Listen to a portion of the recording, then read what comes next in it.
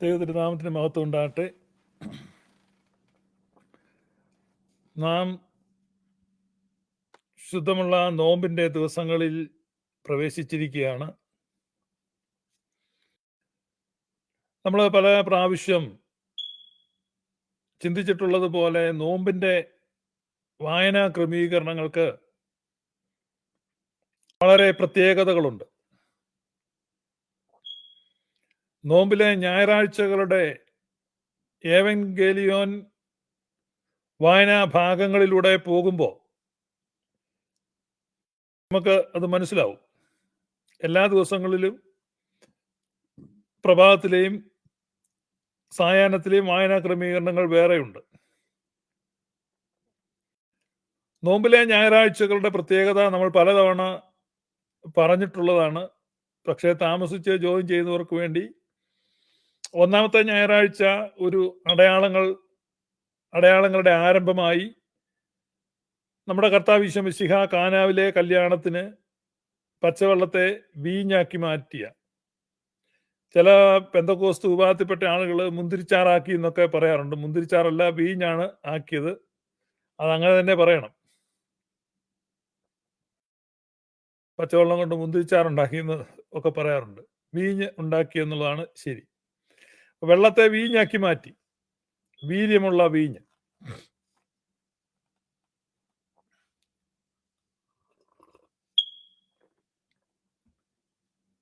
രണ്ടാമത്തെ ഞായറാഴ്ച കുഷ്ഠരോഗിയായ ഒരാളെ സുഖപ്പെടുത്തുന്നതാണ് വായനാഭാഗം. ഓരോ ഞായറാഴ്ചയ്ക്കും ഓരോ പേരുണ്ട്. കൊത്തിനെ ഞായറാഴ്ച, ഗർഭോ ഞായറാഴ്ച, അങ്ങനെ സുറിയാനി ഭാഷയിൽ പേരുകളുണ്ട്. മൂന്നാമത്തെ ഞായറാഴ്ച തളർവാദ രോഗിയെ സുഖപ്പെടുത്തുന്നതിനെ കുറിച്ചാണ് വായിക്കുന്നത്.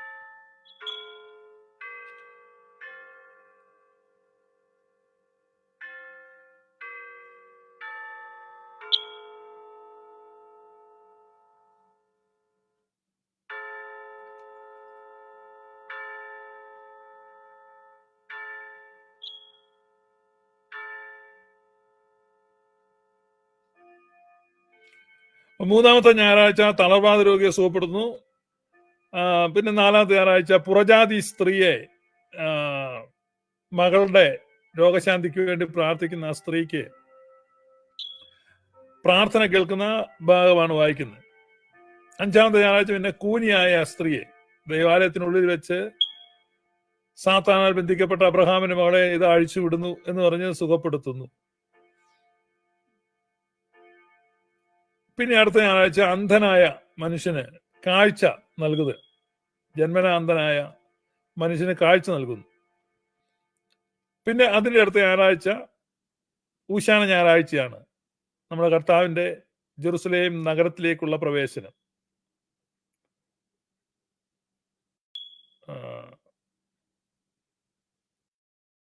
ക്രൂപരഥങ്ങളിൽ സഞ്ചരിച്ചവൻ ഗർദഭമേറി എഴുന്നള്ളുന്നു എന്ന് പറഞ്ഞ നമ്മുടെ കർത്താവിന്റെ താഴാഴ്മയെ കാണിക്കുന്നത് അല്ലേ.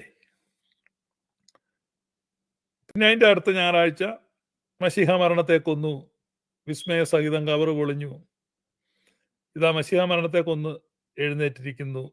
അത് ഉയർപ്പ് ഞായറാഴ്ച. ഇപ്പൊ ഇതാണ് ഈ നോമ്പിന്റെ 50 ദിവസങ്ങൾ. അപ്പൊ ഈ വായനാഭാഗങ്ങൾ ഇങ്ങനെ ക്രമീകരിച്ചിരിക്കുമ്പോൾ അതിന്റെ അർത്ഥതലങ്ങൾ നമ്മൾ മനസ്സിലാക്കണം. നോമ്പിന്റെ ഞായറാഴ്ച ഓരോ ഞായറാഴ്ചയിലും വായിക്കുന്നത് ഓരോ കുറവുകളാണ്. ഒന്നാമത്തെ ഞായറാഴ്ച വീഞ്ഞിന്റെ കുറവാണ്. വീഞ്ഞിന്റെ കുറവ് എന്ന് പറയുമ്പോൾ വീര്യത്തിന്റെ കുറവാണ് അല്ലെ. വീഞ്ഞിന് വീര്യമില്ലായിരുന്നു. കാനാവിലെ കല്യാണത്തിന് ആ വീട്ടുകാരൻ വാങ്ങിച്ചു വെച്ചതോ ഉണ്ടാക്കി വെച്ചതോ നമുക്കറിയില്ല. ഏതായാലും ആ വീഞ്ഞിന് വീര്യമില്ലായിരുന്നു. വീര്യമില്ലാത്ത വീഞ്ഞ് കുടിച്ചാൽ കഞ്ഞിവെള്ളം കുടിക്കുന്ന പോലെയാണ്, കുടിച്ചുകൊണ്ടിരിക്കാവുന്നേ ഉള്ളൂ. ആർക്കും ലഹരി പിടിക്കുന്നില്ല. അപ്പോൾ കൂടുതൽ കുടിക്കുകയാണ്. ലഹരി പിടിക്കാനാണ് വീഞ്ഞ് കുടിക്കുക.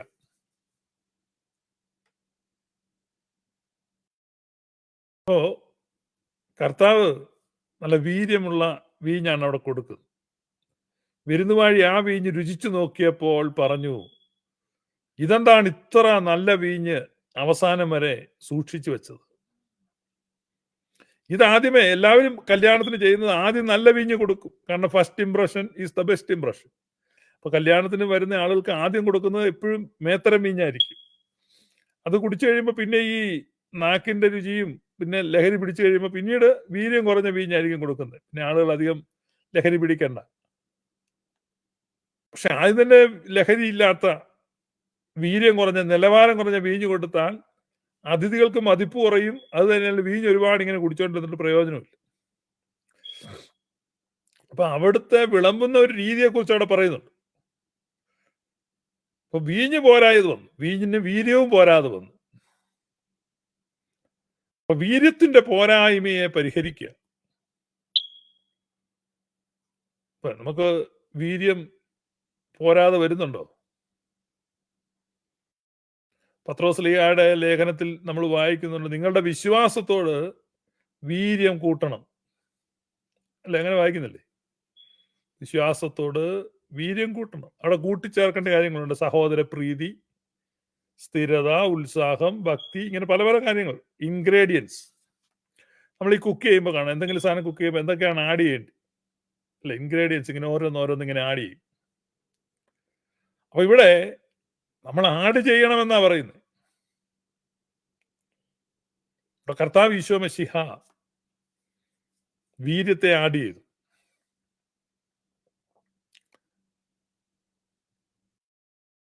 വെള്ളമാണ് നിറമില്ലാത്ത, ഗുണമില്ലാത്ത, മണമില്ലാത്ത, വീര്യമില്ലാത്ത, അന്നത്തെ കാലത്ത് മൂല്യമില്ലാത്ത, ഇന്നിപ്പം കുപ്പിയിലാക്കിയ കുടിവെള്ളത്തിന് വില കിട്ടും. അപ്പൊ ഈ ഇത്തരത്തിലുള്ള ഈ വെള്ളത്തിന് എന്തെല്ലാം വ്യത്യാസങ്ങളാ വരുന്നേ. ഇതാണ് ഒന്നാമത് നമ്മൾ ഇവിടെ കാണുന്നത്, കുറവുകളെ നികത്തുകയാണ്. മശിഹ മനുഷ്യവർഗത്തിന്റെ കുറവുകളിലേക്ക് ഇറങ്ങി വന്നു. മശിഹ മനുഷ്യവർഗത്തിന്റെ കുറവുകളിലേക്ക് ഇറങ്ങി വന്നു. ആരും അങ്ങനെ കുറവുകൾ കാണാൻ ആഗ്രഹിക്കുന്നില്ല, കുറവുകളിലേക്ക് വരാൻ ആഗ്രഹിക്കുന്നില്ല. എല്ലാവരും കൂടുതൽ മെച്ചപ്പെട്ട സ്ഥലങ്ങളിലേക്കാണ് മൂവ് ചെയ്യുന്നത്, അല്ലേ? ഇപ്പൊ ഇന്ത്യയിലുള്ള ഒരു ആൾ, ഇപ്പൊ കേരളത്തിൽ താമസിക്കുന്ന ഒരാൾ ബാംഗ്ലൂർക്ക് പോകുന്നു, അല്ലെ ബോംബെക്ക് പോകുന്നു, പിന്നെ ബോംബെ നിന്ന് ഗൾഫിൽ പോകുന്നു. ഇങ്ങനെ മെച്ചപ്പെട്ട സ്ഥലങ്ങളിലേക്കാണ് ആളുകൾ മൂവ് ചെയ്യുന്നത്. ഇത് സ്വർഗത്തിൽ നിന്ന് മശിഹ ദൂതന്മാരുടെ ആരാധന ഉപേക്ഷിച്ച്, ദൈവത്തോടുള്ള സമത്വം ഉപേക്ഷിച്ച്, കാര്യമായി പരിഗണിക്കാതെ വേഷത്തിൽ മനുഷ്യനായി സ്വയം ശൂന്യനാക്കി അവൻ മനുഷ്യവർഗത്തിന്റെ ഇരുളുകളിലേക്ക്, മനുഷ്യവർഗത്തിന്റെ കുറവുകളിലേക്ക് ഇറങ്ങി വരികയാണ്. അവൻ നോമ്പിന്റെ ദിവസങ്ങളിൽ നമ്മൾ പോകുമ്പോൾ നോമ്പ് വരച്ച് കാണിക്കുകയാണ് നമ്മൾ യഥാർത്ഥത്തിൽ ആരാണ്, മനുഷ്യവർഗം ആരാണ്. അപ്പൊ നമുക്ക് ചുറ്റുമുള്ള മനുഷ്യവർഗത്തിന്റെ കുറവുകളെയാണ് അവിടെ വരച്ച് കാണിക്കുന്നത്. അപ്പൊ നമ്മൾ കുറവില്ലാത്തവരാണെന്ന് നമുക്കൊരു ധാരണ വരും. അപ്പൊ ആ ധാരണയെ മാറ്റാൻ ആണ് ഈ നോമ്പ്, പ്രാർത്ഥന, ഓർത്തഡോക്സി എന്ന് പറഞ്ഞാൽ അതിന്റെ ഹാർട്ട് അതാണ്. ഓർത്തഡോക്സ് അണ്ടർസ്റ്റാൻഡിങ് ഇത് പലപ്പോഴും നമുക്ക് മനസ്സിലാവില്ല. പെന്റക്കോസ്റ്റൽ അണ്ടർസ്റ്റാൻഡിങ് ഉണ്ട്. നമ്മൾ ഈ പെന്റക്കോസ്റ്റൽ അണ്ടർസ്റ്റാൻഡിങ്ങിലാണ് പലപ്പോഴും കാര്യങ്ങൾ മനസ്സിലാക്കുന്നത്. ഇപ്പം കത്തോലിക്ക സഭ അല്ലെങ്കിൽ ഓർത്തഡോക്സ് വിശ്വാസം, പെന്റക്കോസ്റ്റൽ വിശ്വാസം, അപ്പൊ ഇത് തമ്മിലുള്ള വ്യത്യാസം എന്താണ്? ഈ പൊതുവെ ആളുകൾക്ക് അറിയാവുന്ന ചുരുക്കം ചില കാര്യങ്ങളേ ഉള്ളൂ.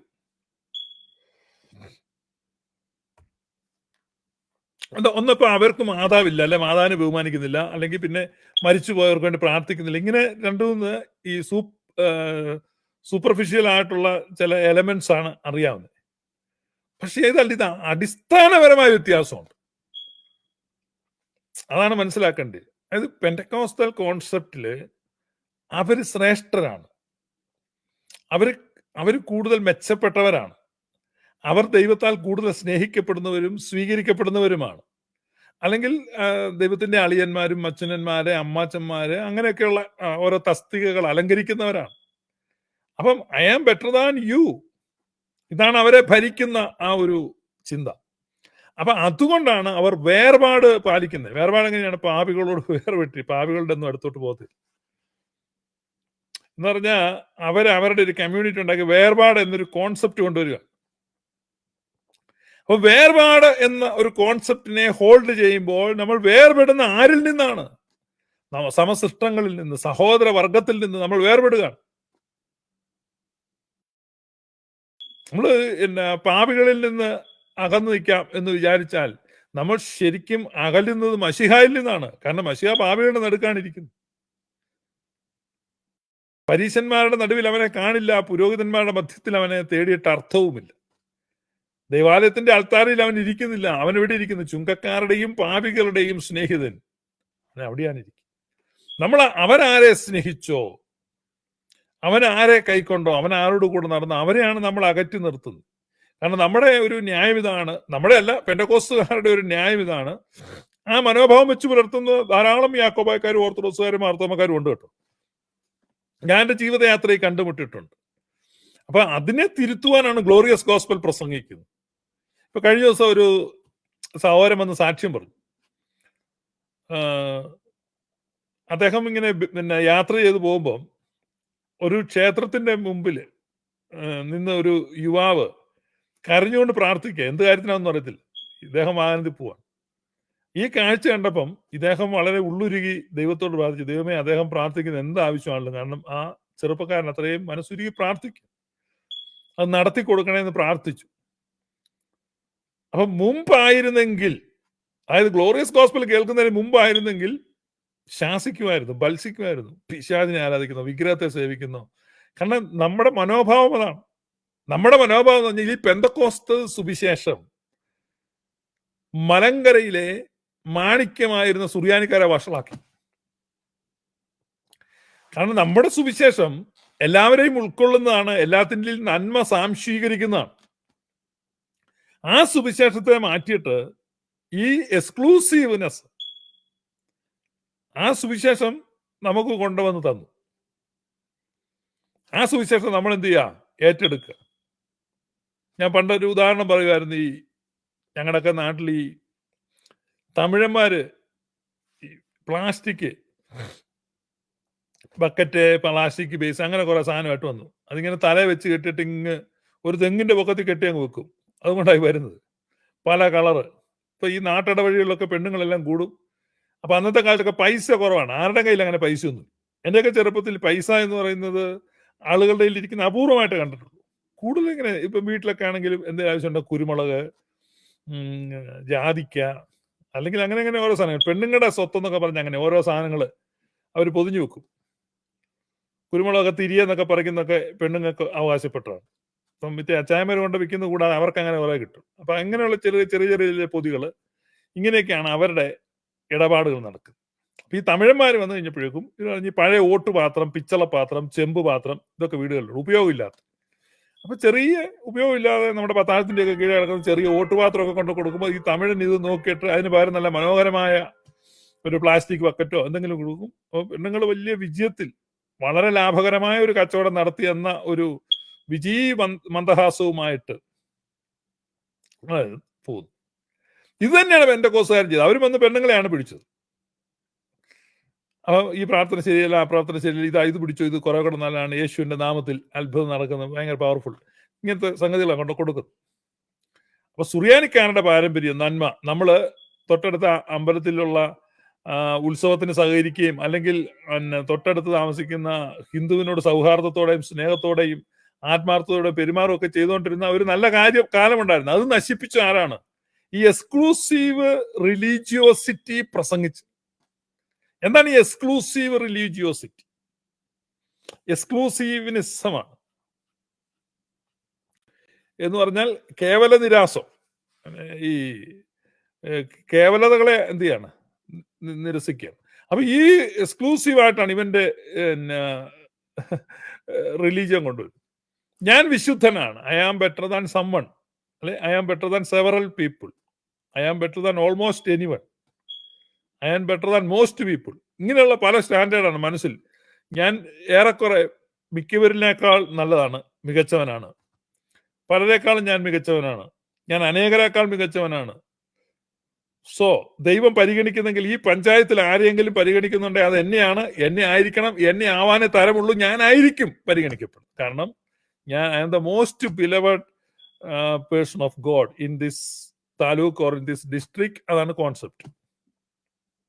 സ്വയം ഉണ്ടാകുന്ന ആത്മീയ നിഗളമാണ്.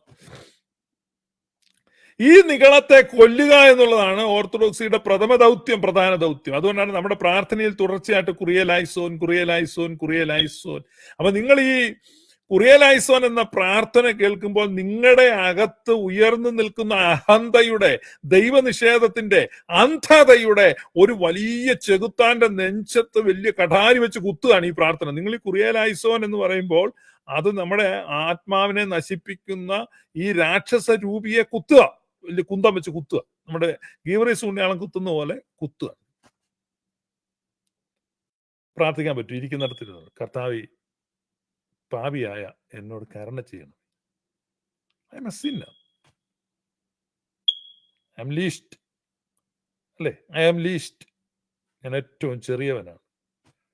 ഐ ആം ലാസ്റ്റ്, ഏറ്റവും ഒടുക്കത്തവനാണ് അല്ലേ? മുന്തിരിപ്പഴം പെറുക്കുന്നത് ഏറ്റവും ഒടുവിലാണ് കർത്താവേ ഞാൻ ഉണർന്നത്. പ്രഭാഷകന്റെ പുസ്തകത്തിൽ ഒരു വലിയ ബ്യൂട്ടിഫുൾ ആയിട്ടുള്ള ഒരു പ്രയോഗം, ഞാൻ ഏറ്റവും ഒടുവിലാണ് ഉണർന്നത്. മുന്തിരിപ്പഴം പെറുക്കുന്നവരുടെ കൂട്ടത്തിൽ ഞാൻ ചെന്ന് നിന്നു. ഞാൻ കാലാ പെറുക്കുന്നവനെ പോലെ ആയിപ്പോയി, ഏറ്റവും പുറകിൽ. വിളവ് ശേഖരണത്തിനൊന്നും ഞാനില്ലായിരുന്നു. ഞാൻ മുൻപന്തിയിലല്ല, ഞാൻ പിൻപന്തിയിലായിരുന്നു. കർത്താവ്, നിന്റെ കാരുണ്യാതിരേകത്താൽ ഞാൻ മുമ്പിലേക്ക് എത്തുകയാണ്. മുമ്പന്മാരും ലാസ്റ്റ്. നിങ്ങൾ എവിടെയെങ്കിലും ക്ഷണിച്ചാൽ നിങ്ങൾ ഏറ്റവും ലാസ്റ്റ് സീറ്റിൽ ഇരുന്നോളാനാ കർത്താവ് പറഞ്ഞു. And I am lost.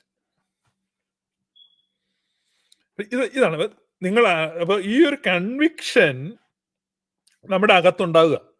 Least, lost and last.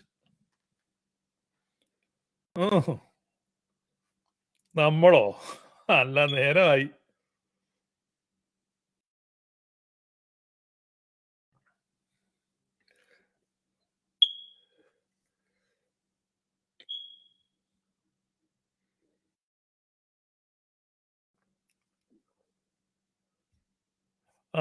അപ്പം ഈ ലീസ്റ്റ്, ലോസ്റ്റ് ആൻഡ് ലാസ്റ്റ്, നിങ്ങൾ അതാണോ? അതാണെന്ന് നിങ്ങളെ തന്നെ കൺവിൻസ് ചെയ്യിക്കുക, കൺവിൻസ്ഡ് ആവുക. അതിനാണ് ഈ പ്രാർത്ഥന. അതിനാണ് നമ്മൾ കുറിയലൈസോൻ. രോഗിക്കല്ലാതെ വൈദ്യനെ കൊണ്ട് ആവശ്യമില്ല. ഉണ്ടോ? ലോകത്തിന്റെ ചിത്രമാ നോമ്പിന്റെ ഞായറാഴ്ചകളിൽ നമ്മൾ കാണുന്നത്. വീഞ്ഞ് ഇല്ലാതെ നിൽക്കുന്ന ഒരു കല്യാണ വീട്, അല്ലെ? കല്യാണം, വിവാഹം. അപ്പൊ അത്തരത്തിലുള്ള പ്രയാസങ്ങൾ അനുഭവിക്കുന്ന ഒരുപാട് കുടുംബങ്ങളുണ്ട്. പെമ്മക്കളെ കെട്ടിച്ചു വിടാൻ ബുദ്ധിമുട്ടുള്ള, അല്ലെങ്കിൽ തക്കതായ ഒരു തുണയെ കണ്ടെത്താൻ സ്ട്രഗിൾ ചെയ്യുന്നവര്. വിവാഹാലോചനകൾ നടക്കുകയാണ്, വർഷങ്ങളായിട്ട് ആലോചിച്ചിട്ടും ഒരു വിവാഹ ബന്ധം ഒക്കുന്നില്ല. അല്ലെ വിവാഹ ബന്ധത്തിൽ ഉലച്ചിലുകളുള്ള, അസ്വാരസ്യങ്ങളുള്ളവർ. വിവാഹത്തിലെ, കുടുംബജീവിതത്തിലെ ആ കുടുംബജീവിതമാകുന്ന വീഞ്ഞിന് വീര്യമില്ലാതെ, ആസ്വാദ്യതയില്ലാതെ, വിരസമായിട്ട് രുചിയില്ലായ്മ അനുഭവപ്പെടുന്ന അങ്ങനെയുള്ള കുടുംബങ്ങൾ. അത്തരം കുടുംബങ്ങളിലേക്ക് വീര്യം കൊണ്ടുവരാൻ കർത്താവിന് കൊണ്ടുവരാൻ പറ്റും. ആദ്യത്തേനേക്കാൾ മികച്ച വീഞ്ഞ്. ഇപ്പൊ 25 വർഷമായി കല്യാണം കഴിഞ്ഞ്. അപ്പൊ 25 വർഷം മുമ്പ് നിങ്ങളുടെ കല്യാണത്തിന്റെ ആദ്യ ദിവസങ്ങളിൽ നിങ്ങളുടെ ലൈഫിൽ ഉണ്ടായിരുന്ന വീര്യത്തെക്കാൾ മികച്ച വീര്യം നോമ്പിലൂടെ പോകുന്ന നിങ്ങൾക്ക് തരാൻ കർത്താവിന് സാധിക്കും. അപ്പൊ ഇത് ലോകത്തിന്റെ ഒരു ചിത്രം ഇങ്ങനെ കാണിക്കും, കുറവുകൾ. അപ്പൊ കുറവുള്ള വീട്ടിൽ കർത്താവ് ഒഴിവാക്കുന്നില്ല, നമ്മളൊക്കെയാണ് ഒഴിവാക്കും. പണ്ട് ഞാനൊരു കല്യാണത്തിന് പോയപ്പം അവിടെ ഭക്ഷണം കുറവായിരുന്നു, അല്പം പമ്മലാണ് എന്ന് കണ്ടു.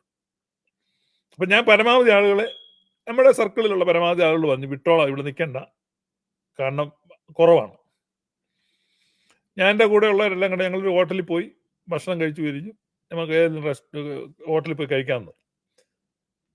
കാരണം അതെനിക്ക് മനസ്സിലായി, കർത്താവിനെ പോലെ ബിരിയാണി വർദ്ധിപ്പിക്കാനുള്ള സിദ്ധിയൊന്നും എനിക്കില്ലാത്തതുകൊണ്ട് ഞാൻ പിന്നെ അവിടെ തുടർന്ന് നിന്നില്ല. അവിടെ നിന്ന് പെട്ടെന്ന് നമ്മുടെ നാടൻ ഭാഷ പറഞ്ഞ് അവിടെ നിന്നുണ്ടയിട്ടു. പക്ഷെ കർത്താവ് അങ്ങനെയല്ല, കുറവുകളുള്ളിടത്ത് അവിടെ നിൽക്കും, കുറവുകളെ പരിഹരിപ്പാൻ കഴിയും. ഒഴിയുന്നില്ല.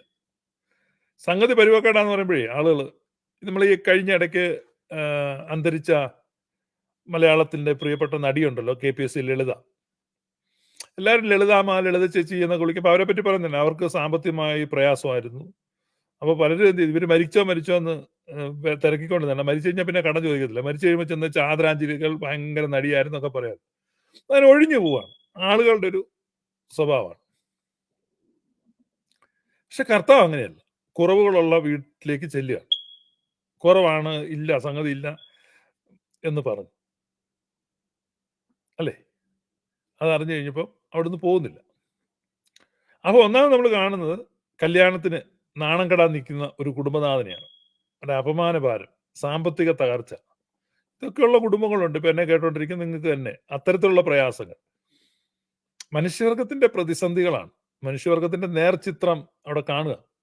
എത്ര ബ്യൂട്ടിഫുൾ ആയിട്ടാണ് സുറിയാനി സഭയുടെ പിതാക്കന്മാർ ഇത് ക്രമീകരിച്ചിരിക്കുന്നത്. നമ്മൾ ചിന്തിച്ചു നോക്കുക. രണ്ടാമത്തെ ഞായറാഴ്ച കുഷ്ഠരോഗിയ.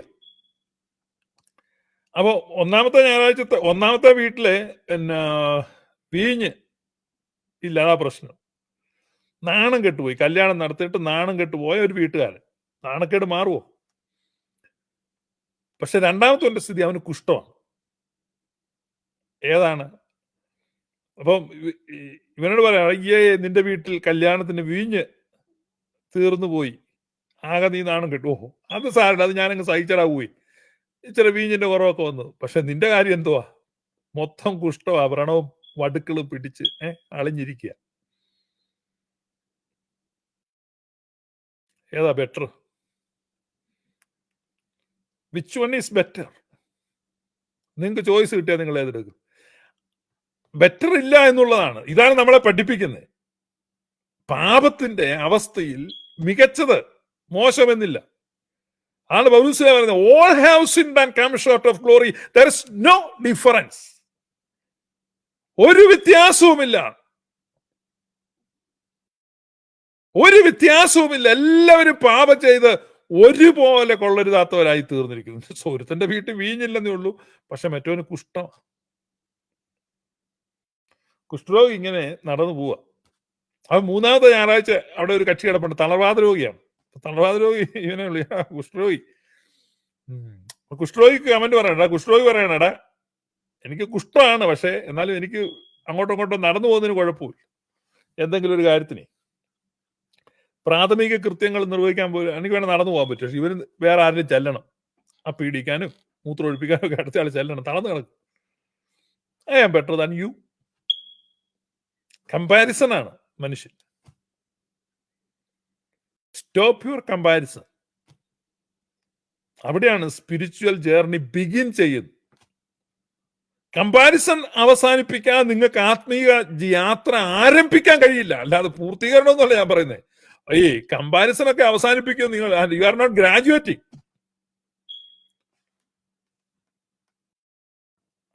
I'm not telling that. That's not the epitome of spirituality ഒന്നുമല്ല. That's the first step of spirituality.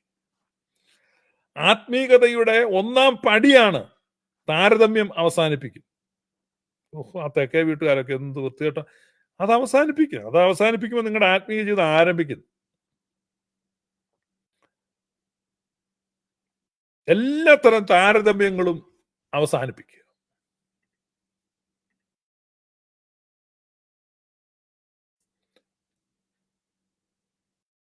താരതമ്യങ്ങൾ അവസാനിപ്പിക്കുമ്പോഴാണ് നിങ്ങളുടെ ആത്മീക ജീവിതം ആരംഭിക്കുന്നത്. അടുത്തത് പുറജാതി സ്ത്രീയാണ്. പുറജാതി സ്ത്രീ ഈ ഏരിയയിലെങ്ങാൻ വരാൻ പറ്റുമോ?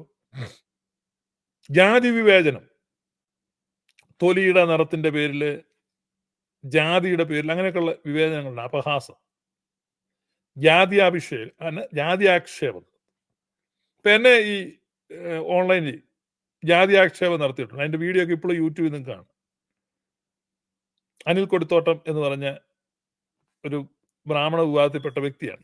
അദ്ദേഹമാണ് എന്നെ ആക്ഷേപിച്ച് ഞാൻ ഉള്ളാടനാണ് എന്ന് പറഞ്ഞാൽ വീഡിയോ ഇപ്പോഴും കിടപ്പുണ്ട്. ഉള്ളാടന്മാർക്ക് എന്താ കുറവെന്ന് എനിക്കറിയത്തില്ല, അല്ലേ? ഉള്ളാടന്മാരെന്ന് പറഞ്ഞാൽ എന്താ മോശമാണ്? പക്ഷെ അതാണ് ഇവർ നമ്മൾ അടുത്ത ഞായറാഴ്ച കാണുന്ന ഇതാണ്. പുറജാതി സ്ത്രീയാണ് കാണുന്നത്. തൊലിയുടെ നിറത്തിന്റെ പേരിൽ, ജാതിയുടെ പേരിലൊക്കെ ആക്ഷേപിക്കുക. വലിയ നിന്ദയാണത്. താഴ്ന്ന വിഭാഗത്തിൽ പെട്ടു എന്ന് പറയുന്ന ആളുകള് ജീവിതകാലം മുഴുവൻ കൊണ്ടു നടക്കുന്ന ഒരു വേദനയാണ്. മേൽജാതി കാറ്റഗറി പെട്ടവർക്ക് അത് മനസ്സിലാവില്ല. മനുഷ്യവർഗത്തിന്റെ ഒരു ശാപമാണ്, തുടച്ചു നീക്കപ്പെടേണ്ട ഒരു ശാപം. അതിനാണ് ഈ നോമ്പിന്റെ പട്ടികയിൽ അത് പെടുത്തിയിരിക്കുന്നത്.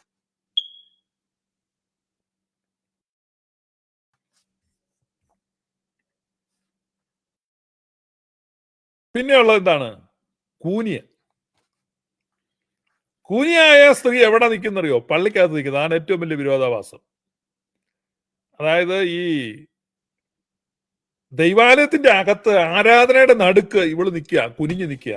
അതാ ആത്മീകരണം. അതായത് മതത്തിൽപ്പെട്ടവരുടെ കൂനിനെയാ കാണിക്കുന്നത്. ലോകത്തിന്റെ പ്രശ്നങ്ങളാണ്. ലോകത്തിന്റെ ഒരു പ്രധാന പ്രശ്നമാണ് ഈശ്വരവിശ്വാസികളുടെ കൂന്. ഈശ്വരവിശ്വാസികൾക്ക് നേരെ നിൽക്കാൻ കഴിയുന്നില്ല.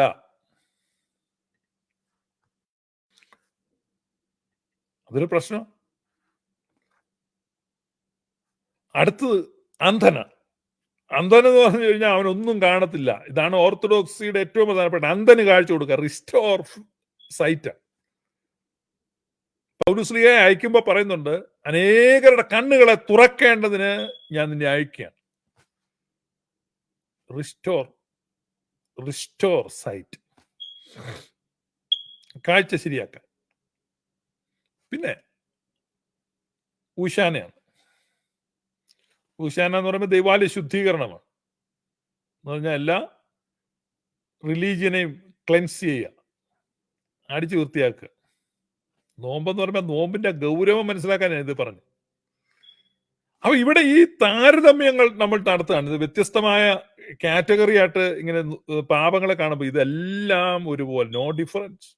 അപ്പൊ ഇവിടേക്കെല്ലാം മശിഹ ഇറങ്ങി വരികയാണ്. അപ്പൊ വീഞ്ഞില്ലാത്ത വീട്ടിൽ അവിടെ മശിഹായെ കാണാം, കുഷ്ഠരോഗിയെ അവന്റെ അടുത്ത് മശിഹായെ കാണാം, തളവാത രോഗി അവന്റെ അടുത്ത് മശിഹായെ കാണാം, പുറജാതി സ്ത്രീയാണ് അവിടെ മശിഹായെ കാണാം, തളവാത രോഗിയാണ് അവിടെ മശിഹായെ കാണാം, കൂനിയാണോ അവിടെ മശിഹായെ കാണാം, അന്ധനാണോ അവിടെ മശിഹായെ കാണാം.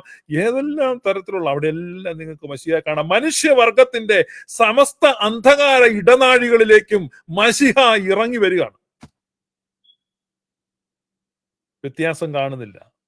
ഭേദം കൂടാതെ അവൻ നമ്മെ സ്നേഹിക്കും. ദൈവസ്നേഹം സൂര്യൻ പോലെയാണ്. സൂര്യൻ ഉദിച്ചു കഴിയുമ്പം എവിടേക്കാ സൂര്യപ്രകാശം വന്ന് വീഴുന്നേ? ബ്രാഹ്മണന്റെ വീട്ടിലും ചണ്ടാളന്റെ വീട്ടിലും ഒരുപോലെ, നമ്പൂരിയുടെ വീട്ടിലും നായാടിയുടെ വീട്ടിലും ഒരുപോലെ സൂര്യപ്രകാശം വരികയാണ്. നല്ല ശുദ്ധജലം ഒരു സ്ഫടിക പാത്രത്തിൽ നമ്മൾ വെച്ചിരിക്കുകയാണ്, അതിനകത്ത് സൂര്യപ്രകാശം പ്രതിഫലിക്കും. അപ്പുറം ഓടെ കിടക്കുന്ന ചെളിവെള്ളത്തിലും ഒരു വ്യത്യാസമില്ല, ആ വെള്ളത്തെയും ഈ സൂര്യപ്രകാശം തഴുകും. എത്ര ദുർഗന്ധം വമിക്കുന്ന മാലിന്യത്തെയും ആ സൂര്യപ്രകാശം തഴുകും. നല്ല സുഗന്ധപൂരിതമായിരിക്കുന്ന പുഷ്പങ്ങളെയും ഒക്കെ ആ സൂര്യപ്രകാശം തഴുകും. അതേ തീവ്രതയോടെ, അതേ അളവിൽ ഈ മാലിന്യ കൂമ്പാരത്തിന്റെ മുകളിലും ഈ സൂര്യപ്രകാശം പതിക്കും. നീതിസൂര്യനായ ആ ദൈവത്തിന്റെ സ്നേഹം അതുപോലെയാണ്. പാപി എന്ന് പരിശുദ്ധൻ എന്ന് അങ്ങനെ വേർതിരിവില്ല. എല്ലാ മനുഷ്യരെയും ഒരുപോലെ സ്നേഹിക്കുന്ന, ഒരുപോലെ തഴുകുന്ന മശിഹായുടെ സ്നേഹത്തെ മനസ്സിലാക്കുക. മശിഹ മനുഷ്യവർഗത്തെ മാറോട് അണയ്ക്കുക. എംബ്രേസിംഗ് ലവ്, ആലിംഗനം ചെയ്യുന്ന ആ സ്നേഹം. ദൂർത്തനായ പുത്രൻ മടങ്ങി വരുമ്പോൾ പിതാവ് ആലിംഗനം ചെയ്യുന്നു. ആ ആലിംഗനം എന്ന് പറഞ്ഞു കഴിഞ്ഞാൽ ഹോൾ ഹ്യൂമാനിറ്റിയെ വാരിപ്പുണരുക. മശിഹ എംബ്രേസ് ചെയ്യാണ്, ഇഷ്ടപ്പെടുകയാണ്. മനസ്സിലായി? മനുഷ്യവർഗത്തെ സ്നേഹിച്ചു. എങ്ങനെ അവസാനത്തോളം സ്നേഹിച്ചിട്ട് വാരിപ്പുണരുന്നതാണ് കെനോസിസ്. സ്വയം ശൂന്യനാക്കി താഴോട്ട് ഇറങ്ങി വരികയാണ്. മശിഹ മനുഷ്യവർഗത്തെ മാറോടണയ്ക്കുന്നു. അതിനാണ് മശിഹ ഇറങ്ങി വന്നത്. ഇതാണ് നോമ്പിലൂടെ നമ്മളോട് പറയുന്നത്. ഈ വീഞ്ഞൊടു കുഷ്ഠം തളർവാദം പുറജാതി സ്ത്രീ കൂനിയഹോ അന്ധനോട് ഊശാന കിംദ്യ 50 നോമ്പിൻ വാരങ്ങൾ. മനുഷ്യന്റെ പ്രശ്നങ്ങൾ, മനുഷ്യന്റെ പാപങ്ങൾ, മനുഷ്യന്റെ ബലഹീനതകൾ, മനുഷ്യന്റെ കുറവുകൾ, മനുഷ്യന്റെ എല്ലാത്തരം പ്രശ്നങ്ങളിലേക്കും മശിഹ ഇറങ്ങി വരുന്നു. ഓരോന്നിങ്ങനെ കൂടിക്കൂടി വരികയാണ്. ആദ്യത്തെ വീട്ടിലാണെങ്കിൽ വീഞ്ഞ് കുറഞ്ഞതേ ഉള്ളൂ, പിന്നെ ഇവിടെ കുഷ്ഠരോഗി നിൽക്കുന്നു, അന്തം നിൽക്കുന്നു, എന്റെ പ്രശ്നം നിന്റെ പ്രശ്നത്തേക്കാൾ വലുതാണ്. എല്ലാ പ്രശ്നങ്ങളിലേക്കും മശിഹ ഇറങ്ങി വരുന്നു. ഏറ്റവും ഒടുവിലായിട്ട് 40-ാം വെള്ളിയാഴ്ച ആകുമ്പോഴേക്കും നോമ്പ് തീരുകയാണ്. 40 ദിവസമാണ് നോമ്പ്, 40 നാളാണ് നോമ്പ്. പക്ഷെ നമ്മൾ 50 ദിവസം എന്ന് പറഞ്ഞാൽ പിന്നീട് കഷ്ടാനുഭവാഴ്ച ആഡ് ചെയ്യുന്നതാണ്. ഇപ്പൊ 40-ാം വെള്ളിയാഴ്ച കഴിയുമ്പോൾ പിന്നെയുള്ള ശനിയാണ്. ആ ശനി ലാസറിന്റെ ശനിയാഴ്ചയാണ്. അതായത് നോമ്പ് തീരുന്നത് എങ്ങനെയാണ്? നോമ്പ് തീരുന്ന ഒരു ഫീസ്റ്റ് ആണ്. ആ ഫീസ്റ്റ് ലാസറിന്റെ ശനിയാഴ്ച എന്ന് പറഞ്ഞാൽ മരിച്ചിട്ട് 4 ദിവസം കഴിഞ്ഞ ലാസറിനെ ഉയർപ്പിക്കുന്നു എന്ന് പറഞ്ഞാൽ എല്ലാ പ്രശ്നങ്ങളെയും ഡീൽ ചെയ്യുകയാണ്. ഇപ്പം കാനാവിലെ കല്യാണ വീട്, കുഷ്ഠരോഗി, കൂനി, തളവാത രോഗി, അന്ധൻ, ഇതെല്ലാം വന്ന് ഏറ്റവും അവസാനം എന്താണ്? ഏറ്റവും പ്രധാന പ്രശ്നം മരണമാണ്. മരണത്തെയും അവിടുന്ന് മാറുന്നില്ല. ഇപ്പം മരിച്ചല്ല, 4 ദിവസമായി. ദുർഗന്ധം വമിക്കാറായി, ചീഞ്ഞളിഞ്ഞെന്ന് പറഞ്ഞു. അതവിടെയാണ് നോമ്പിന്റെ കൾമിനേഷൻ. ഈ വിശുദ്ധ യോഹന്നാസ്ലീഹയുടെ സുവിശേഷം വായിക്കും, ആ 12-ാം അധ്യായം എടുത്തങ്ങോട്ട് വായിക്കുമ്പോൾ ഉണ്ടല്ലോ, കോരിത്തരിക്കുന്ന ഒരു വാക്യമുണ്ട്, അവിടെ എഴുതി വെച്ചിട്ടുണ്ട്. പക്ഷെ പെട്ടെന്ന് നമുക്കത് അതിന്റെ ആ വാക്യത്തിന്റെ ആ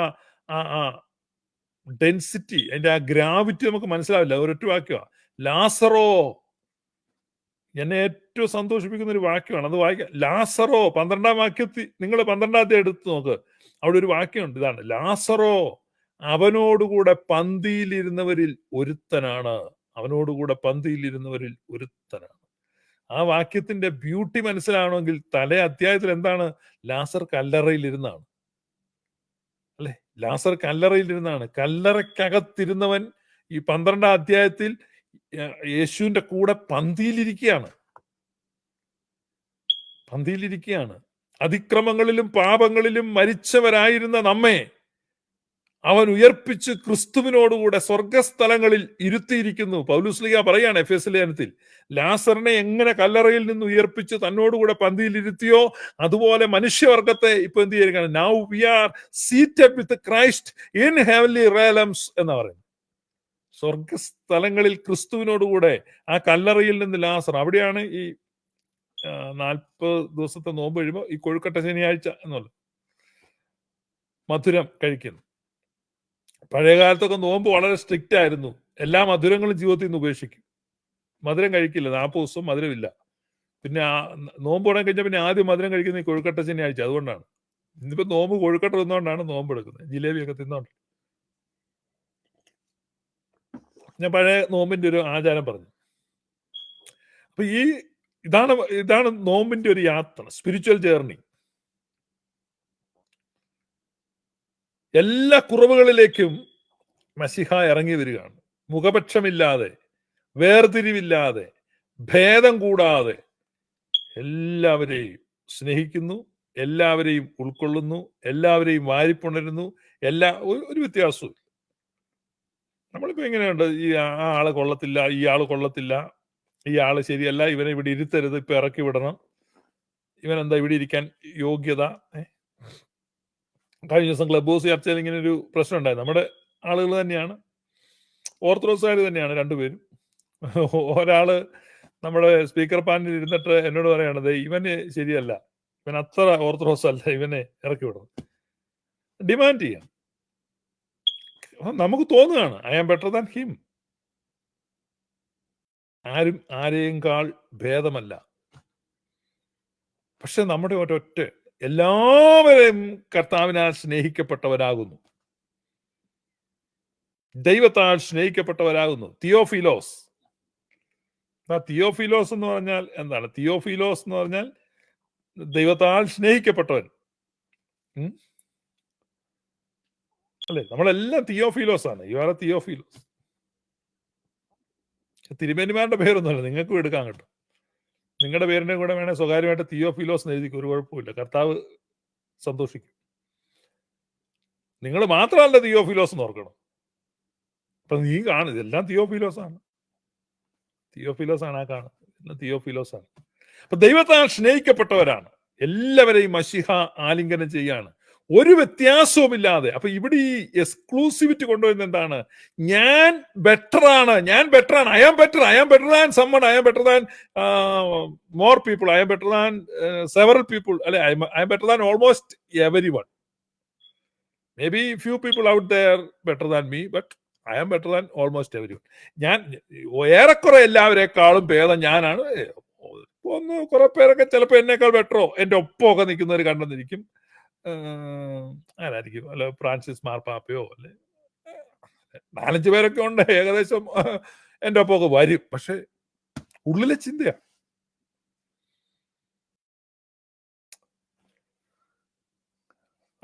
നമ്മൾ വിശുദ്ധ കുർബാന അനുഷ്ഠിക്കുന്ന പുരോഹിതൻ കുർബാനയുടെ അവസാനം ക്ലോസ് ചെയ്യുമ്പോൾ പറയും, ഞാനോ ബലഹീനന് പാപിമാകുന്ന ദാസൻ. ഒരു തരത്തിലും സ്പിരിച്വൽ പ്രൈഡ് ഉണ്ടാകാതിരിക്കാനാണ്. കാതോലിക്ക വായിക്കുന്നു, പാത്രികീസ് വായിക്കുന്നു, അങ്ങനെയൊന്നും ഒഴിവൊന്നും കൊടുത്തിട്ടുണ്ട്. Identifying with the least sinner, the lost ones, the last ones. Assure ചെയ്യാണ്. ആ പള്ളിയിൽ വിശുദ്ധ കുർബാന അനുഭവിക്കുന്ന ആരെങ്കിലും കുറ്റബോധം കൊണ്ട് am I eligible?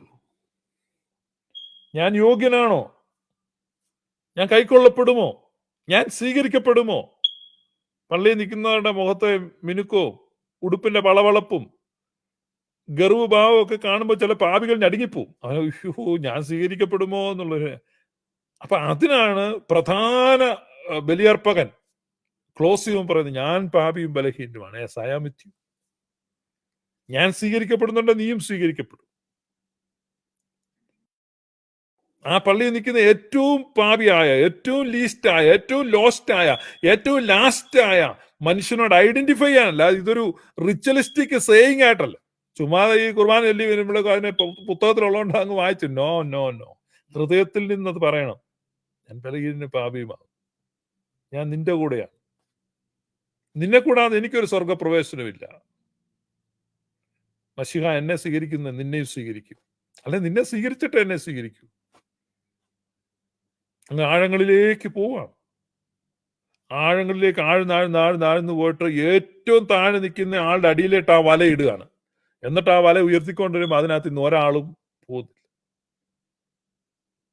എന്മനതാരിൽ സ്നേഹസ്വരൂപൻ ശാന്തി ചൊരിഞ്ഞല്ലോ, നാഥൻ ശാന്തി ചൊരിഞ്ഞല്ലോ. ഇതാണ് കർത്താവ് വന്നിട്ട് നമ്മുടെ ഹൃദയത്തിലേക്ക് വർഷിക്കുന്നത്. ആ കർത്താവ് ഈശോമിശിഹ തന്റെ ശരീരവും രക്തവും നമുക്ക് തന്നു. തിരുനിണമേകി തിരുമെയ്യേകി നവജീവൻ നൽകി. നാഥൻ എങ്ങനെ നവജീവൻ നൽകുന്നത്? എല്ലാ പാപികളോടും ഐഡന്റിഫൈ ചെയ്യുകയാണ്. No difference. ഒരാളെയും ഒഴിവാക്കുന്നില്ല, ഒരാളെ മാറ്റി നിർത്തുന്നില്ല, ഒരാളെയും അകറ്റി നിർത്തുന്നില്ല. കാരണം കർത്താവ് പുറമേ ഉള്ളതല്ല നോക്കുന്നത്. കർത്താവ് പുറമേ ഉള്ളതല്ല നോക്കുന്നത്. അവന്റെ ശരീരത്തിനാണ് കൂന്, മനസ്സിനല്ല. അകത്തല്ല, പുറമേ ഉള്ള ആ ശരീരത്തിനാണ് ഈ കുഷ്ഠം ബാധിച്ചിരിക്കുന്നത്. ശരീരത്തിനാണ് അന്ധത ബാധിച്ചിരിക്കുന്നത്. ഭൗതിക തലത്തിലാണ് ദാരിദ്ര്യം ബാധിച്ചിരിക്കുന്നത്. അപ്പൊ നിങ്ങൾ നോക്കുക, ആത്മീക തലത്തിൽ ദാരിദ്ര്യമുള്ള എത്ര പേരുണ്ട്? വീഞ്ഞില്ലാത്ത. ആത്മീകമായി കുഷ്ഠ ബാധിച്ചിരിക്കുന്ന എത്ര പേരുണ്ട്? ആത്മീകമായി അന്ധത ബാധിച്ചിരിക്കുന്ന എത്ര പേരുണ്ട്? ആത്മീകമായി കൂന് ബാധിച്ചിരിക്കുന്ന എത്ര പേരുണ്ട്? ആത്മീകമായി തളർന്നു കിടക്കുന്ന എത്ര പേരുണ്ട്? പ്രതികരിക്കാൻ കഴിയാത്ത ആളുകളില്ലേ? അനീതി കണ്ടാൽ, അക്രമം കണ്ടാൽ, വിവേചനം കണ്ടാൽ പ്രതികരിക്കാത്ത മനസ്സ്, പ്രതികരിക്കാത്ത ആളുകളുണ്ടല്ലോ. തളർവാദമല്ലേ? പ്രതികരിക്കാൻ പറ്റുന്നില്ല, ഒരു വാക്ക് പറയാൻ പറ്റുന്നില്ല. കർത്താവ് എല്ലാ മേഖലകളെയും സമസ്ത തലങ്ങളെയും സന്ദർശിക്കുകയാണ്.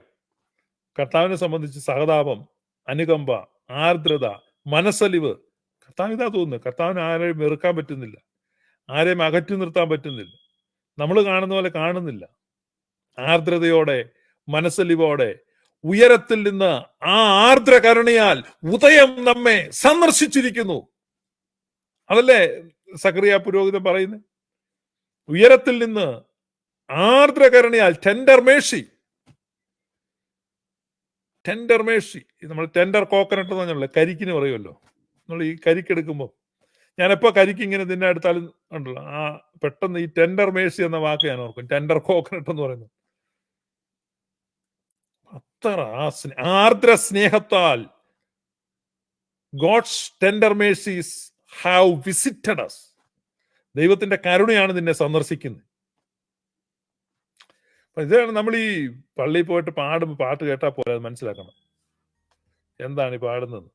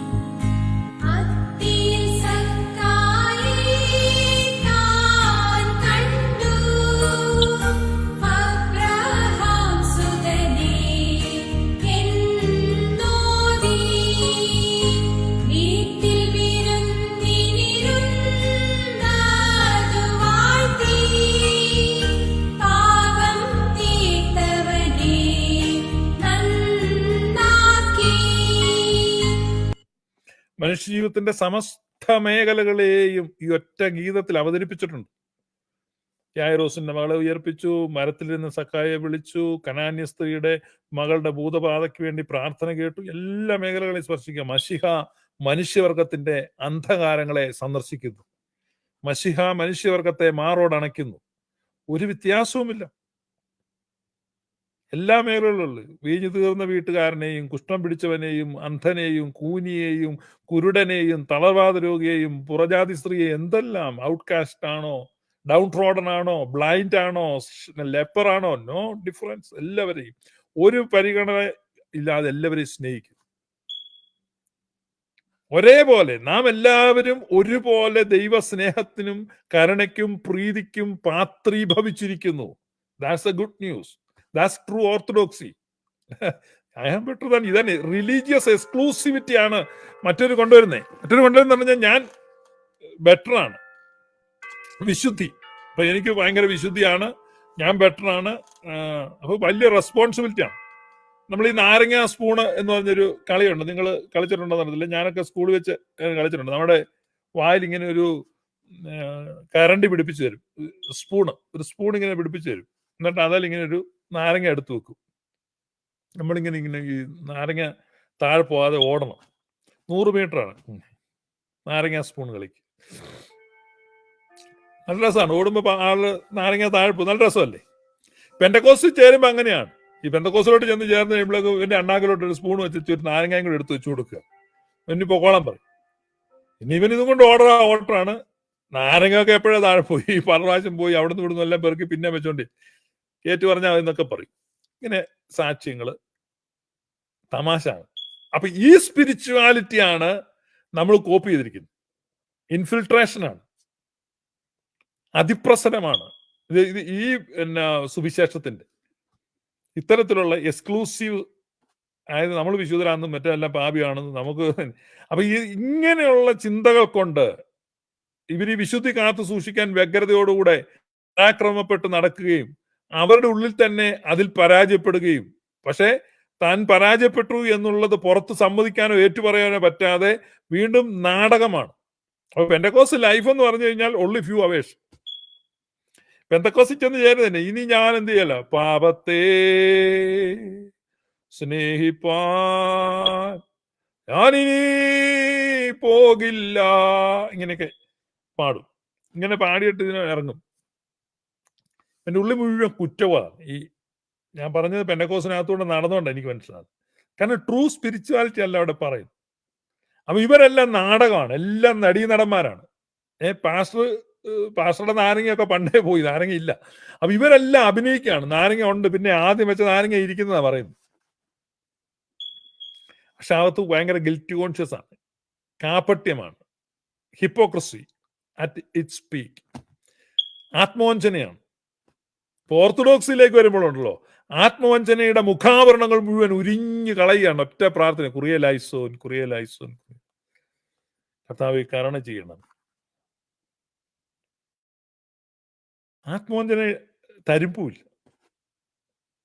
പ്രാർത്ഥന നിങ്ങൾ കേട്ടോ, ആ ഗീതം നിങ്ങൾ കേട്ടോ, അവിടെ നിങ്ങൾ മനസ്സിലായില്ലേ? നമ്മളെല്ലാവരും ഒരുപോലെയാണ്, എല്ലാ മനുഷ്യരും ഒരുപോലെയാണ്, ആരും ആരേക്കാളും ബെറ്റർ അല്ല. അപ്പൊ നിങ്ങൾ അണ്ടർസ്റ്റാൻഡ് ചെയ്യുന്നുണ്ട്, I am not better than anyone. ഞാൻ ഈ ലോകത്തിലുള്ള ഒരു മനുഷ്യനേക്കാളും യോഗ്യനല്ല. നിങ്ങൾക്ക് അങ്ങനെ ഒരു കൺവിക്ഷൻ ഉണ്ടാകുന്നുണ്ടോ? അങ്ങനെ ഒരു കൺവിക്ഷൻ ഉണ്ടാകാൻ അത് നമ്മുടെ പ്രാർത്ഥന മുഴുവനാണ്. നമ്മൾ പ്രാർത്ഥിക്കുന്നതിനാണ്. പൗലോസ്ലീഹയുടെ ആത്മീക ജീവിതം തുടങ്ങുമ്പം വലിയ സ്പിരിച്വൽ പ്രൈഡോടെയാണ്. കാരണം അദ്ദേഹം സാന്നിധ്യ സംഘത്തിൽ വലിയ അംഗവും പദവിയുള്ളതാണ്, ചെറിയ ആളല്ല. താർസോസ് എന്ന് പറയുന്ന പട്ടണത്തിലെ വലിയ ധനികന്റെ മകനാണ്, കോടീശ്വര പുത്രനാണ്.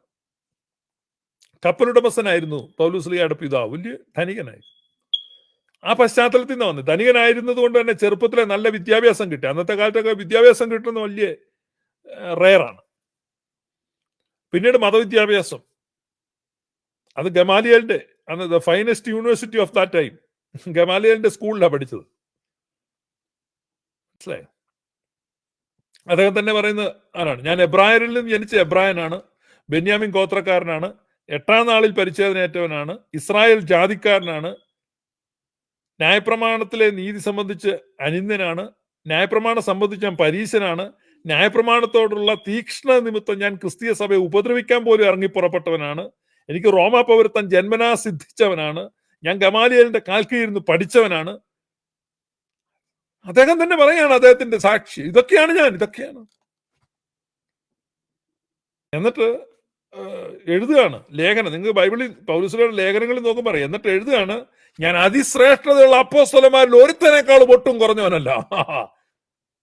നിങ്ങൾ നോക്ക്, ആദ്യകാല ലേഖനങ്ങളിൽ കാണാം പൗലോസ്ലീഹ എഴുതി പിടിപ്പിക്കുക, ഞാൻ അതിശ്രേഷ്ഠതയുള്ള അപ്പോസ്തലന്മാരിൽ ഒരുത്തനേക്കാളും ഒട്ടും കുറഞ്ഞവനല്ല. എനിക്കും അവകാശങ്ങളുണ്ട്, എനിക്കും അധികാരമുണ്ട്, എനിക്കും ദൈവിക അംഗീകാരമുണ്ട്. ഇതൊക്കെയാണ് ബോസ്റ്റിങ്. കുറെ കഴിഞ്ഞ് പിന്നെ അടുത്തൊരു ലെറ്റർ എഴുതിയപ്പോൾ പൗലോസ്ലീഹ എഴുതി, ഞാന് ഒരു അകാല പ്രജ പോലെ ആണ് ക്രിസ്തു എനിക്ക് പ്രത്യക്ഷപ്പെട്ടത്. I am an untimely born apostle എന്ന് പറഞ്ഞു കഴിഞ്ഞാൽ മാസം തികയാതെ പ്രസവിച്ചു എന്നൊക്കെ പറയുമല്ലോ. ഒരു അകാല പ്രജയാണ്, ചെറിയൊരു. പിന്നെ വേറൊരു ലേഖനം വന്നു കഴിഞ്ഞപ്പോഴേക്കും പൗലോസ്ലീഹ ഒരു വരി അങ്ങോട്ട് എഴുതി, ഞാന് ക്രിസ്തീയ സഭയെ, ഞാന് അപ്പോസ്തലന്മാരിൽ ഏറ്റവും ചെറിയവനായ പൗലോസ്. അപ്പൊ അത് എഴുതാണ്, I am least among all apostles. നോക്കേ, കാഴ്ചപ്പാട് മാറി. പിന്നെ കുറെ കഴിഞ്ഞപ്പോഴേക്കും അത് അടുത്ത ലേഖനത്തിൽ എഴുതാണ്, ഞാൻ ദൈവസഭയെ ഉപദ്രവിച്ചവനാണ്. എൻ്റെ മുൻകാല നടപ്പുകളെ സംബന്ധിച്ച് പരിശോധിക്കുമ്പോൾ ഞാൻ ദൈവസഭയെ ഉപദ്രവിച്ചവനാണ്. അതുകൊണ്ട് അപ്പോസ്തലൻ എന്ന വിളിപ്പേരിന് ഞാൻ യോഗ്യനല്ല. I am not eligible, I am not worthy. ഓർത്തഡോക്സിയുടെ ബ്യൂട്ടി ഇവിടെയാണ്. പൗലൂസിനെ കണ്ടെത്തുക. I am not eligible. അപ്പോസ്തലൻ എന്ന വിളിപ്പേരിന് ഞാൻ യോഗ്യനല്ല.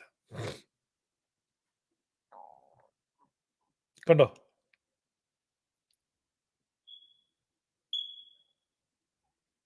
തന്റെ മരണത്തിന് തൊട്ടു മുമ്പ് പ്രിയപ്പെട്ട ശിഷ്യനായ തിമോത്തിയോസ് എഴുതുന്ന ലേഖനമുണ്ട്. അവിടെ എഴുതി പിടിപ്പിച്ചു, മരിക്കുന്നതിന് മുമ്പ് ദ ലാസ്റ്റ് കൺവിക്ഷൻ, ക്രിസ്തുയേശു പാപികളെ രക്ഷിപ്പാൻ ലോകത്തിൽ വന്നു എന്നുള്ളത് ഏവർക്കും വിശ്വസിപ്പാൻ യോഗ്യമായ വചനം. അടുത്തത്, ആ പാപികളിൽ ഞാനാണ് ഒന്നാമൻ. I am the first among all sinners, chief among all sinners, chief sinner. I am the greatest sinner. Great എന്നുള്ള സിന്നിനോട് ചേർത്ത് പറയാമെന്ന് എനിക്കറിയത്തില്ല. ഞാനാണ് ഏറ്റവും വലിയ പാപി. പാപികളിൽ ഒന്നാമൻ. ആ ടൈറ്റിൽ എടുത്ത് നെഞ്ചത്തൊരു ബാഡ്ജായിട്ട് കുത്തിയിട്ട് പൗലോസ് ശ്ലീഹ ലോക ജീവിതം അവസാനിപ്പിച്ചു. അതാണ് പൗലോസ് ശ്ലീഹയുടെ ഏറ്റവും ഇഷ്ടപ്പെട്ട സഭയായിരുന്നു അന്ത്യോക്യയിലെ സഭ. അതുകൊണ്ടാണ് അന്ത്യോക്യൻ സുറിയാനി സഭയുടെ പാരമ്പര്യത്തിൽ ഈ പ്രാർത്ഥന വരുന്നത്. ഞാൻ ബലഹീനനും പാപിമാൻദാസൻ. Identifying with saint Paul. Saint പോളിനോട് താതാത്മ്യപ്പെടുക. സെയിന്റ് പോളിന് കണ്ടെത്തുക. സെയിന്റ് പോളിന്റെ ദർശനം സെയിന്റ് പോളിന്റെ കണ്ണുകളിലൂടെ കാണുക. സഭയുടെ പാരമ്പര്യം വരുന്ന വരവ് നിങ്ങൾ കണ്ടു.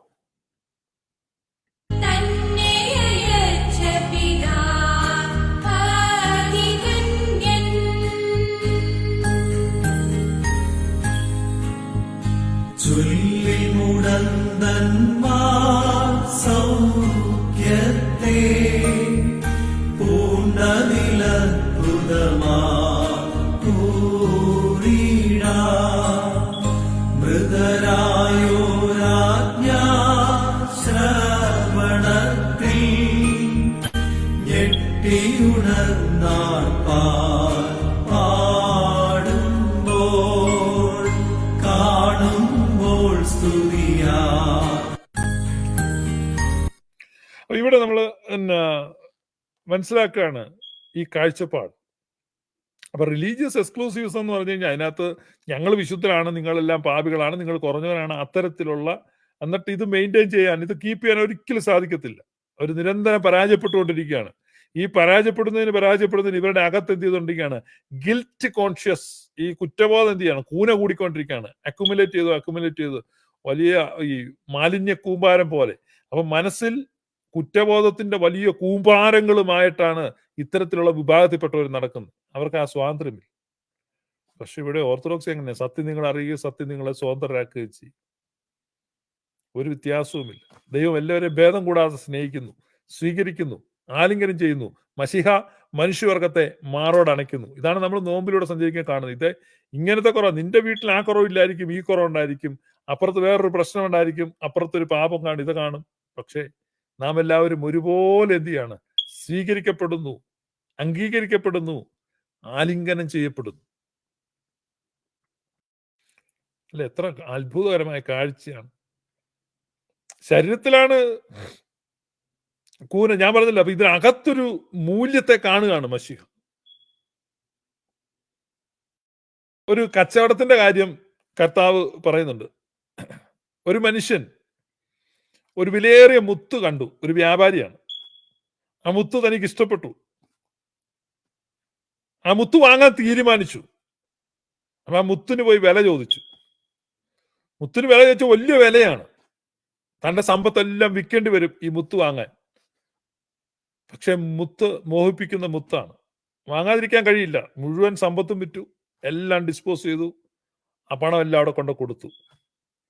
മുത്തിന്റെ ഉടമസ്ഥൻ പറഞ്ഞു, പോരാ, ആവില്ല, തികയില്ല. പിന്നെന്താ ചെയ്യുന്നത്? ബാങ്കിൽ കടന്ന ഫിക്സഡ് ഡിപ്പോസിറ്റുകള്, ബോണ്ടുകള്, ഷെയറിൽ നിക്ഷേപിച്ചത് എല്ലാം പിൻവലിച്ചു. ആ പണം എല്ലാം കൊണ്ട് കൊടുത്തു. പോരാ. ബെൻസ് സ്വർണം കിടപ്പുണ്ട്, അത് വിറ്റു. വീടും പറമ്പും ഒക്കെ പണ്ടേ വിറ്റു. പോരാ, ഇനിയിപ്പോ ഒന്നുമില്ല, ഒന്നും അവശേഷിക്കുന്നില്ല. ഇപ്പൊ മുത്തിന്റെ ഉടമസ്ഥന്റെ നോട്ടം എന്റെ വസ്ത്രത്തിലേക്കാ. അർമാനി സ്യൂട്ടൊക്കെ ഇട്ടിരിക്കുന്നത്. അപ്പൊ പിന്നെ അത് ഊരി, ഷൂസ് ഊരി, ഇപ്പൊ വസ്ത്രരഹിതനായി, വിവസ്ത്രനായി. മുത്ത് മുമ്പിലുണ്ട്, ഇനിയൊന്നും അവശേഷിക്കുന്നില്ല. മുത്ത് തന്നുകൂടെയില്ല, അടിവസ്ത്രം മാത്രമേ ഉള്ളൂ. അതും കൂടെ ഉരിഞ്ഞു വെക്കണം. അടിവസ്ത്രവും ഉരിഞ്ഞു, നഗ്നനായി മുത്ത് കയ്യിലേക്ക് ഏറ്റുവാങ്ങി. ഞാൻ പറഞ്ഞല്ല കേട്ടോ, ഈശോ പറഞ്ഞ കഥയാ.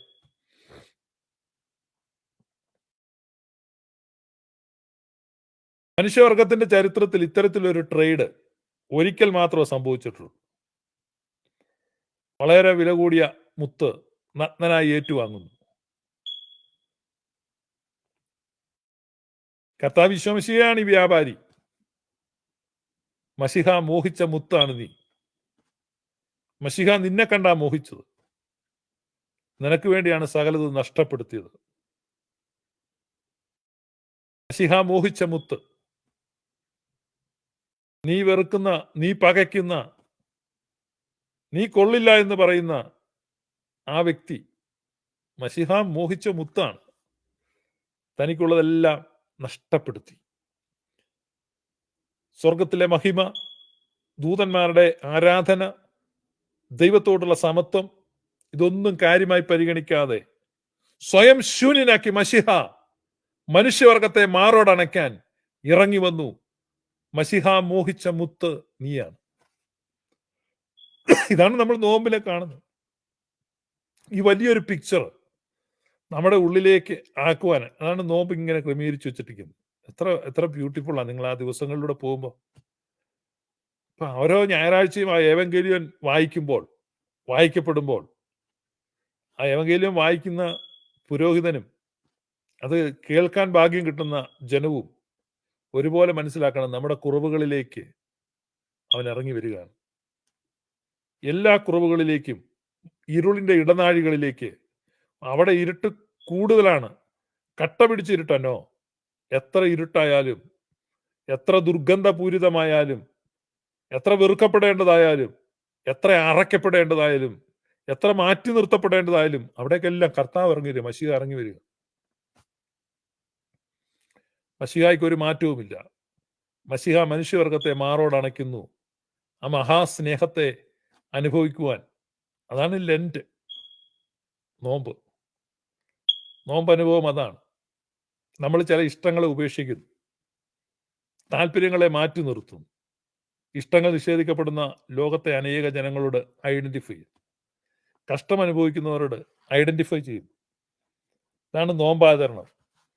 ഫലപ്രദമായ, സാർത്ഥകമായ, ധന്യമായ ഒരു നോമ്പനുഭവം നിങ്ങൾക്ക് ഓരോരുത്തർക്കും ഉണ്ടാകട്ടെ എന്ന് ഞാൻ ആശംസിക്കുന്നു, പ്രാർത്ഥിക്കുന്നു. ഗ്ലോറിയസ് ഗോസ്പലിന്റെ ഈ നോമ്പ് ദിവസങ്ങളിൽ നോമ്പ് ചിന്തകൾ പങ്കുവെക്കാൻ ആഗ്രഹിക്കുന്നവർ നമ്മളോട് കോണ്ടാക്ട് ചെയ്യുക. ദൈവം നിങ്ങളെ എല്ലാവരെയും ധാരാളം അനുഗ്രഹിക്കട്ടെ. May God bless you. Thank you.